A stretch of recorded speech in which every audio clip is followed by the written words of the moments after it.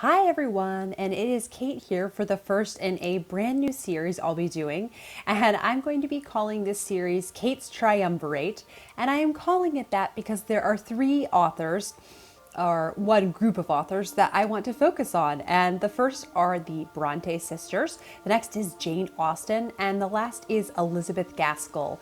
I love all of these authors so much, and they just are all so different. So some of the possible topics are the men in their novels, the women, and then the different writing styles, because they are so different, the romance, and then the humor, if there is any, the novels themselves, and then any adaptation recommendations that I have for you all. So I hope you enjoy this format. It's something nice and different from my usual format. And the first I wanted to talk about was Elizabeth Gaskell. I adore Elizabeth Gaskell so much, and I have absolutely loved every single one of her novels that I have read.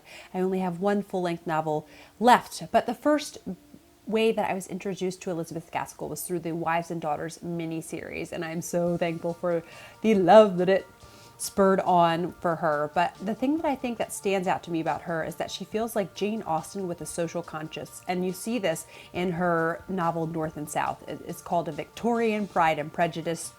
And you see, the romance is in there, but it's also set against this backdrop of industrialization and her critiquing the things that she thought were wrong with that era and the poor working conditions that people had and just poverty being such a problem at that time. And I think it's really neat she's able to do that social critique, but also have a really compelling storyline. And I also think that she's kind of a happy medium between the Bronte sisters and Jane Austen. She has some of the wit and humor of Jane Austen, but some of the more wild, less restrained emotions of the Bronte sisters. And so she also likes to contrast things like the north of England with all of the factories and such, and then the more rural south of England. And it's neat to see those things contrasted, and she just does it in such a skilled manner. Another thing that I really adore about Elizabeth Gaskell are the men in her novels, and I think they really stand out, especially as compared to Jane Austen male leads. They are working men, and they are such a zeal and a passion to make the world a better place. They're philanthropists, and they want to change the world through knowledge and poetry and theology and botany, biology. It's just really neat to see, and I think maybe more relatable for men today to see these men who are just working and trying their best, as opposed to the Austen men, who, don't get me wrong, I do love, but maybe seem less relatable. And then her women really are strong female characters that are just very can-do attitude and do not back down from their beliefs. And I think that's really special. You also get to see a fair amount of country life, which you don't necessarily see in maybe Dickens novels at that time. So these are Victorian novels that you get to see country life. And her novels are also different. North and South is definitely a social critique, and then Ruth, a social critique on the roles of men and women and sexual hypocrisy.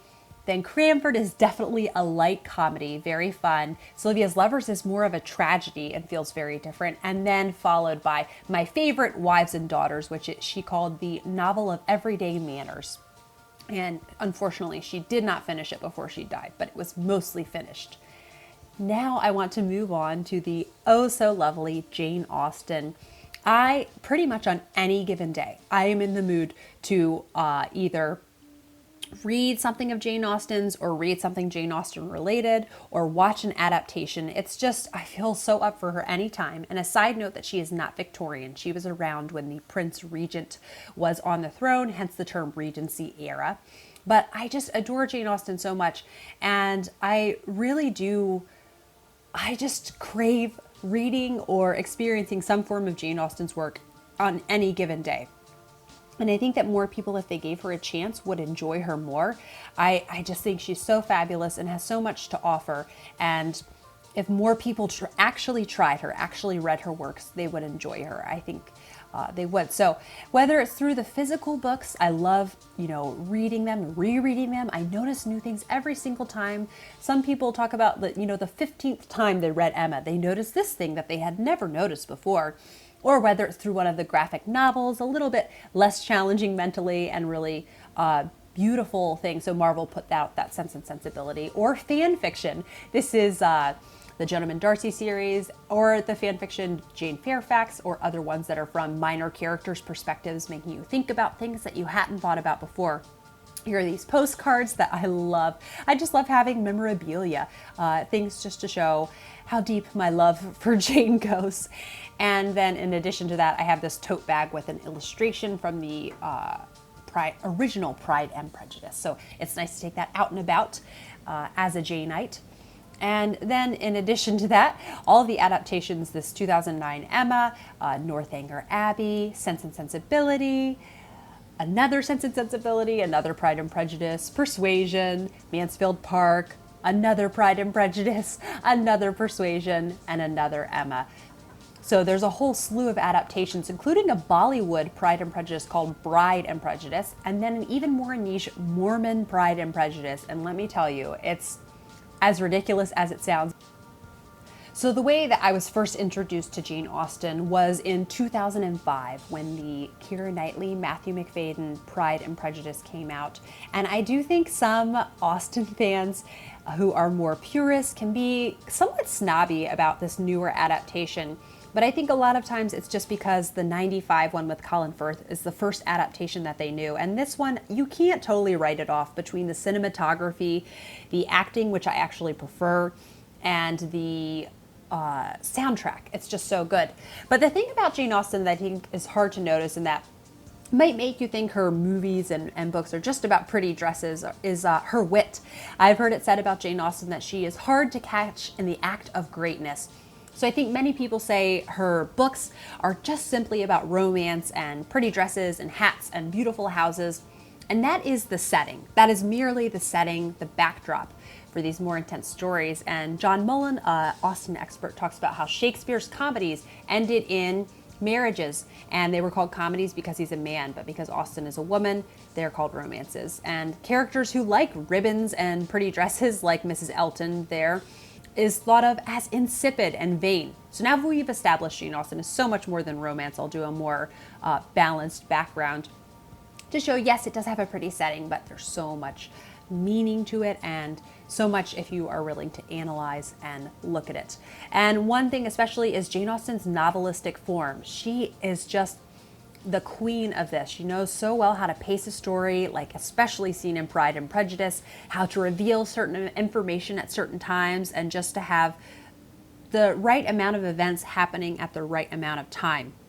And I think that's really special and maybe isn't always acknowledged enough by people who have kind of written her off for quote unquote being only about romances.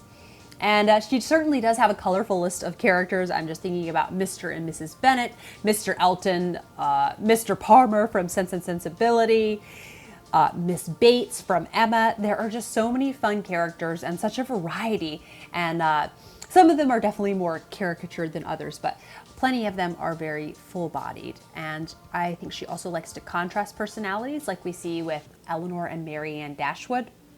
And they're sort of the opposites. And it's neat to see those two personalities contrasted. That's a device she likes to use. And she also uses travel as a device to show the transiency of different characters' personalities and the traits that they have and the big changes and evolutions that they make throughout the story. Travel, for some reason, is used as a device. So my least favorite has to be Mansfield Park, which is pretty stereotypical. Then Northanger Abbey. Then hovering in the middle are Sense and Sensibility, Persuasion, and then Pride and Prejudice. I like those equally. I couldn't pick between those, but surprisingly, my favorite is Emma. I was kind of surprised to realize that, but it is. And I think the character of Emma can be very hit or miss. And Jane Austen said upon publishing Emma, she said that now I shall have a heroine that only I shall like. So I think though, personally, it's really neat to see the growth of Emma as a character. And then moving on to the third section of this video, and that is the Bronte sisters. And I do really, really like the Bronte sisters, but they are very distinct. Charlotte, Anne, and Emily. They all wrote a couple books, and I think that I have to be in a very specific mood. I have to be ready to experience intense emotions, and out of these, authors in this video, they are definitely the most wild, the most unfettered, unhindered, and you get to experience such an intense gamut of emotions, and that's something that's really special about them. So when I am in the mood, I thoroughly enjoy and appreciate the depth and the layers of emotions. They are very romantic in the traditional sense of the word, with intense settings, very gothic settings, and nature is definitely used as a plot device, and we specifically see this in Wuthering Heights. We also see it in Jane Eyre, but nature definitely feels like it is its own character in Wuthering Heights because it's set on the sweeping moors of England, just very dramatic landscape, and it really lends itself to the storyline well, and just in a way that I don't know if I've seen in other books. So just used and utilized so well. So I do like the Brontes. I think another thing about the Brontes novels is there's so much symbolism in them, and it's just crying out for literary analysis. It's just especially conducive to really read between the text, look into the text, and see what is there. And then I also think out of these three authors that I've talked about, of the other two compared to them, they are the most engaging and approachable. I think that for someone who is new to classics, that Jane Eyre or Agnes Grey are a good place to start. Jane Eyre especially because it is written in first person, and you feel as if Jane is right there with you, talking with you, having a conversation, and it's just so compelling and engaging, and it definitely is not hard language to get into.